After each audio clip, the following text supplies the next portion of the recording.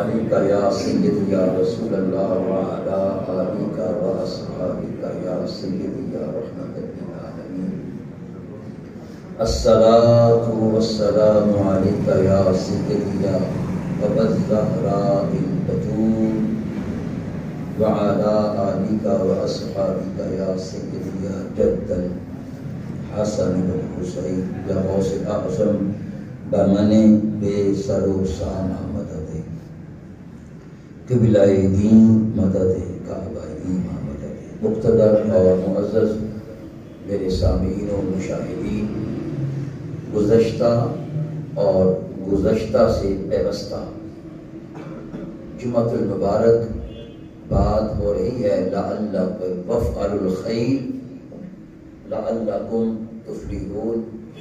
اللہ تعالیٰ نے فرمایا اور نیکی کے کام کیا کرو تاکہ تم کامیاب ہو جاؤ۔ اس کے تحت میں نے عرض کیا تھا کہ اگر نیکی کے کاموں کو شمار کرنے لگے تو سینکڑوں اور ہزاروں کئی جمعات المبارک کے خطبات اس میں صرف ہو جائیں گے، تو اولیاء جن کی ساری زندگی بافعال الخیر کی ترجمان ہوتی ہے، ہم دیکھتے ہیں ساری زندگی انہوں نے کیا کیا ہے۔ اولیاء کی زندگی کا خلاصہ 3 کام ہیں: ذکر اللہ، خدمت خلق اور تبلیغ دین۔ اگر ان 3 کاموں کو ہم اپنا لیں تو وفعل الخیر کی عملی تفسیر بن سکتے ہیں۔ اللہ کا ذکر، اس سے تزکیہ نفس ہوتا ہے، خدمت خلق، اس سے اللہ اور اس کے محبوب کی خوشنودی اور رضا حاصل ہوتی ہے، اور تبلیغ دین، اس سے امت کے احوال کی اصلاح ہوتی ہے۔ تو خدمت خلق کے بعد ہم نے ذکر اللہ کے موضوع کو لیا تھا، آج اسی موضوع کو لے کے آگے چلوں گا۔ انسان یا تو نسیان سے بنا ہے یا انس سے بنا ہے۔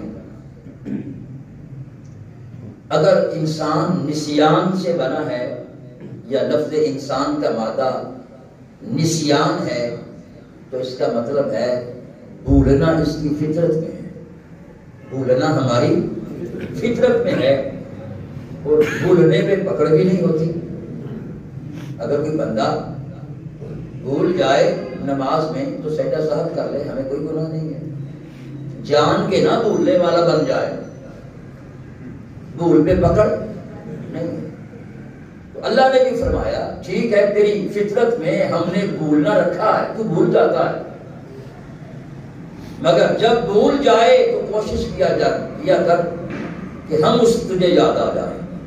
کیا یاد آ جائے؟ وَاذْكُرْ رَبَّكَ إِذَا نَسِيتَ، جب تو بھول جائے تو اپنے رب کو یاد کیا کر۔ جب تو بھول جائے، مانا تیرے دنیا کے معاملات ہیں، تو ذکر اللہ سے غافل ہو جاتا ہے، مگر تو غافل ہو جائے تو پھر کیا کر؟ کوشش کیا کر اس بھول کو ختم کر کے ہمیں یاد کر۔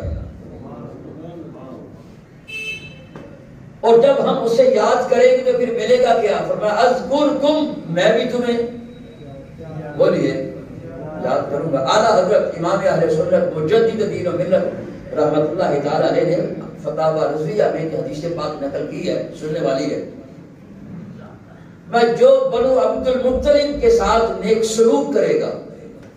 بنو عبد المطلب کون؟ سرکار کا خاندان ہے۔ جو بنو عبد المطلب کے ساتھ نیک سلوک کرے گا،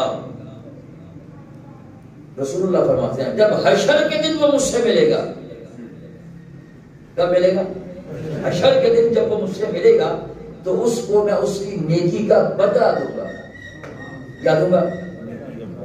اعلیٰ حضرت نے پتہ اس حدیث کے نیچے کیا لکھا ہے؟ عرض کی آقا آپ جو بدلہ دیں گے بنو عبد المطلب کے ساتھ نیکی کرنے کا، وہ تو ایک طرف ہمیں اتنی ہی بڑی خوشی ہے کہ آپ ملیں گے تو صحیح، بات سمجھ آئی کہ نہیں ہے؟ آقا جب آپ مل گئے بس سب دکھ ختم ہو گئے، حشر کی ہول ناکیاں ختم ہو گئی، پھر ہمیں کوئی پرواہ نہیں ہے کسی اور کی۔ جب آپ جو مل گئے فرمایا تم میرا ذکر کرو، میں تمہارا ذکر کروں گا، تم مجھے یاد کرو، بولو میں تمہیں یاد کروں گا۔ یا اللہ ذکر کا ثواب ملے نہ ملے، ہمیں اتنی ہی بڑی بات ہے کہ تو ہمیں یاد کرتا۔ اگر کوئی وزیر، مشیر، صدر کسی بندے کو یاد کرے تو کتنا خوش ہوتا ہے۔ خدا کو ابھی تو سمجھا ہی نہیں ہے، وہ احکم الحاکمین ہے۔ اللہ اکبر، فرمایا میں تمہیں یاد کروں گا۔ ذکر کی فضیلت پر یہی حدیث کافی ہے، اگر ہم اس کو اعلیٰ حضرت کی تشریح کے تناظر میں جان لیں، ثواب ملے یا نہ ملے وہ ایک طرف ہے، فرمایا تم مجھے یاد کرو میں تمہیں یاد کروں گا۔ بلکہ حدیث پاک ہے مشکات شریف میں، حضرت ابو ہریرہ رضی اللہ تعالیٰ عنہ سے روایت ہے، رسول اللہ صلی اللہ علیہ وسلم نے فرمایا فَإِذَا ذَكَرَ فِي نَفْسِهِ ذَكَرْتُهُ فِي نَفْسِي۔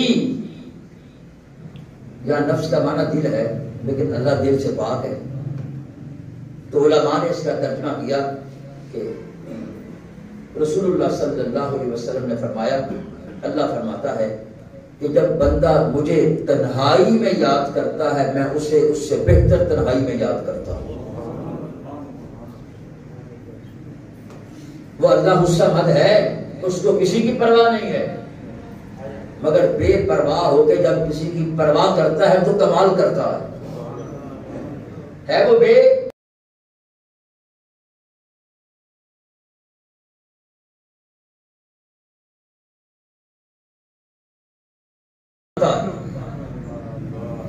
اللہ کی دوستی کا دروازہ اس پہ کھلتا ہے جس پہ ذکر کا دروازہ کھل جاتا ہے۔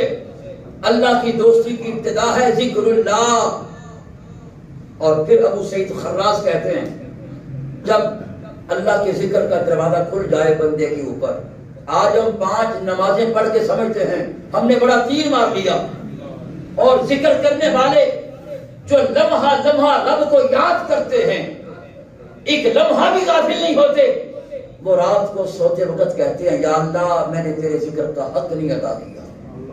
اور آج ہم 5 نمازیں پڑھ کے سمجھتے ہیں ہم نے بڑا تیر مار لیا۔ فرمایا جب اللہ کے ذکر کا دروازہ کھل جائے تو بندہ سمجھ لے اللہ نے مجھ پہ اپنی دوستی کا دروازہ کھول دیا۔ پھر جب اس بندے کو اللہ کے ذکر میں لطف آنے لگے، لذت آنے لگے، تو فرمایا پھر بندہ سمجھ جائے اللہ نے مجھ پر اپنے قرب کا دروازہ کھول دیا ہے۔ دوست کو قریب کیا جاتا ہے، دوست کو دور نہیں کیا جاتا۔ جو دور ہو وہ دوست نہیں ہے، ہاں جسمانی طور پر دور ہو سکتا ہے، روحانی طور پر دوست دور نہیں ہوتا۔ جب اس بندے کو اللہ کے ذکر میں لذت آنی شروع ہو جائے تو پھر کیا کرتا ہے، اس پر اللہ تعالیٰ اپنے قرب کا دروازہ کھول دیتا ہے۔ اب دیکھنا ہے ہمیں لڈو میں مزہ آتا ہے کہ اللہ کے ذکر میں مزہ آتا ہے۔ فارغ ٹائم ہو تو آؤ گپ شپ لگا لے، یہ اہل اللہ ذکر اللہ کرنے والوں کا کام نہیں۔ فارغ ٹائم دیکھا کورونا کے دنوں میں، اب بھی میں نے دیکھا ہے لڈو کھیلنے، کیرم بورڈ، بلیئرڈ، چوک میں بیٹھ جائیں، سیاست میں تبصرہ کر لیں، نہیں۔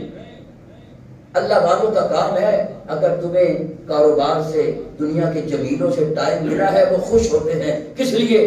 تنہائی میں بیٹھ کے اللہ کو یاد کر لیں۔ اس کا مطلب ہے ہمیں لڈو میں مزہ آتا ہے، اللہ کے ذکر میں مزہ نہیں آتا۔ ہمیں گپ شپ میں مزہ آتا ہے، ذکر اللہ میں مزہ نہیں آتا۔ اگر ذکر اللہ میں مزہ آئے تو بندہ کبھی گپ شپ نہ لگائے۔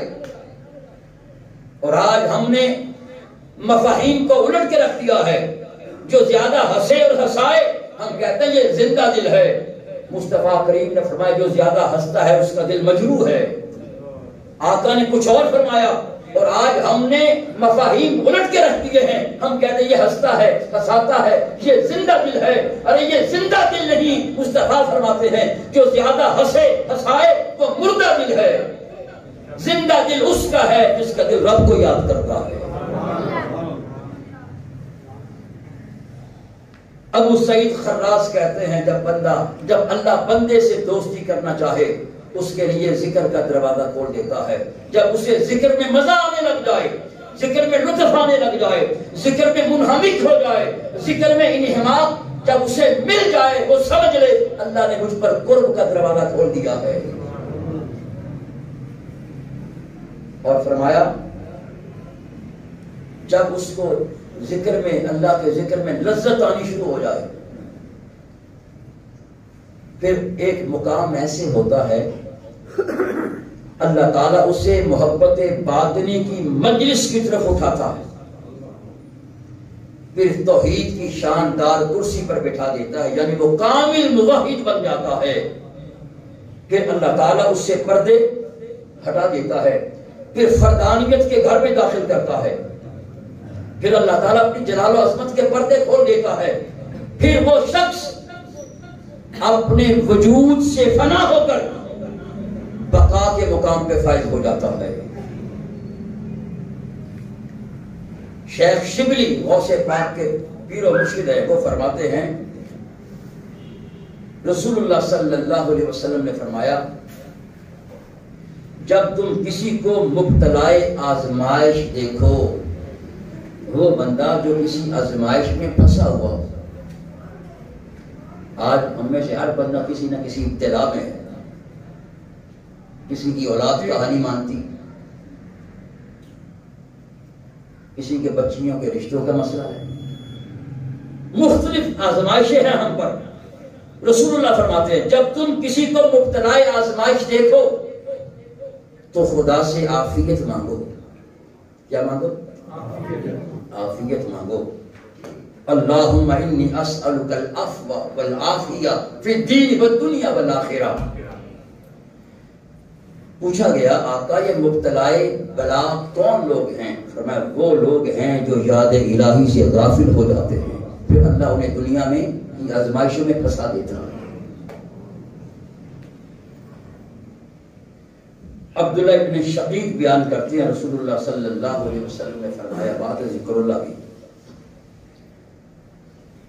ہر آدمی کے دل کے دو حصے.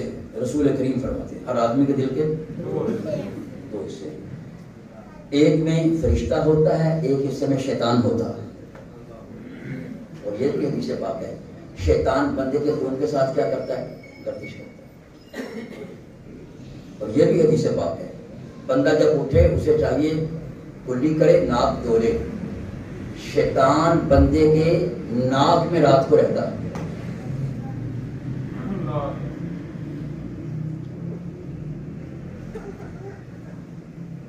عبداللہ ابن شقیق بیان کرتے رسول اللہ صلی اللہ علیہ وسلم نے فرمایا بندے کے دل کے دو حصے ہیں، ایک میں فرشتہ ہوتا ہے، ایک میں انسان ہوتا ہے. جب بندہ اللہ کا ذکر کرتا ہے تو یہ سبحان اللہ کہ اللہ کا کیا ہے؟ جب بندہ اللہ کا ذکر کرتا ہے تو شیطان پیچھے ہٹ جاتا ہے. اور جب بندہ اللہ کے ذکر سے غافل ہو جاتا ہے تو پھر شیطان بندے کے دل پر چونچ مارتا ہے، جب ٹھونگا مارتا چونچ مارتا ہے اور وسوسہ ڈالتا ہے. اور وسوسے کس کی طرف سے؟ شیطان کی طرف. اس کا پتہ چل گیا وسوسوں کا بہترین علاج کیا ہے؟ اللہ کا ذکر. اور آج ہر بندہ کہتا ہے مجھے یہ وسوسے آتے ہیں، مجھے نماز کی حالت میں وسوسے آتے ہیں. تو اس کا مطلب ہے اس کو چاہیے کہ وہ اللہ کے ذکر میں اور زیادتی پیدا کرے.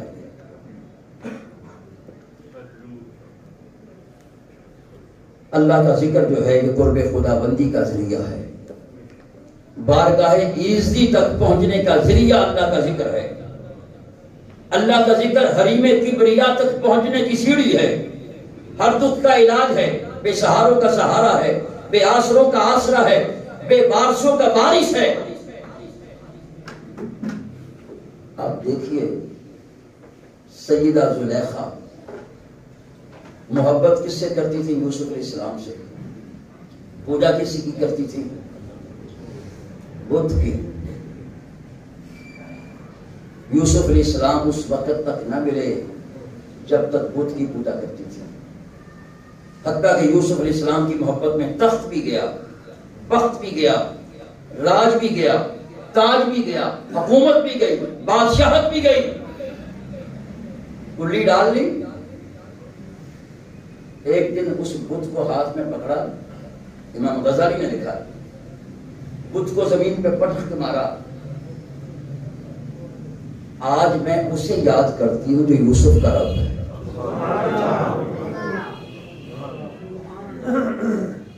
عرض کیا ہے یوسف کے رب مجھے یوسف میں لا دے. اے یوسف کے رب مجھے یوسف میں لا دے. امام غزالی نے احسن القصص لکھی ہے. فرمایا پھر دعا کیا. یوسف علیہ السلام اپنے محل سے باہر نکلے. آج اپنی سواری کو اس راستے پہ ڈال دیا جہاں زلیخا رہتی تھی. سواری گزر رہی تھی. زلیخا بوڑھی ہو چکی ہے. یوسف علیہ السلام ہیں جوان ہیں. خوشبو آ گئی کہ یوسف علیہ السلام کی خوشبو آ رہی ہے. کلی سے باہر نکلی، چوپڑی سے باہر نکلی. سواری گزر رہی ہے. رک جاؤ مجھے میرا یوسف مل گیا. مجھے میرا ان کا مقصود اللہ کا نبی تھا. اللہ کا نبی اس وقت تک نہیں ملا زلیخا کو جب تک انہوں نے اللہ کا ذکر نہیں کیا. اگر ہم اپنے مقصود کو پانا چاہتے ہیں ہمیں ذکر اللہ کی طرف توجہ دینی ہوگی. ہمیں اپنا مقصود رب اور رسول اس وقت تک ملیں گے نہیں ملیں گے جب تک ہم ذکر اللہ نہیں کریں گے. اگر رسول اللہ کو پانا چاہتے ہو تو آئیے. دنیا اپنی جگہ ہے. دن رات کی گھڑیوں میں ٹائم نکال کر، بلکہ پچھلے جمعے میں نے عرض کیا تھا اللہ نے فرمایا کثیرہ. کثیرہ سے مراد کیا ہے؟ ہر دم میرا ذکر کر. اٹھتے بھی، بیٹھتے بھی، لیٹے بھی، چلتے بھی، کھاتے بھی، پیتے بھی، سوتے بھی، فرمایا مجھے یاد کر. یہ کثیرہ کی اللہ نے قید لگائی ہے. دعا ہے اللہ تعالی ہمیں اپنے ذکر و فکر کی توفیق عطا فرمائے. وما علیہ الا البلاغ.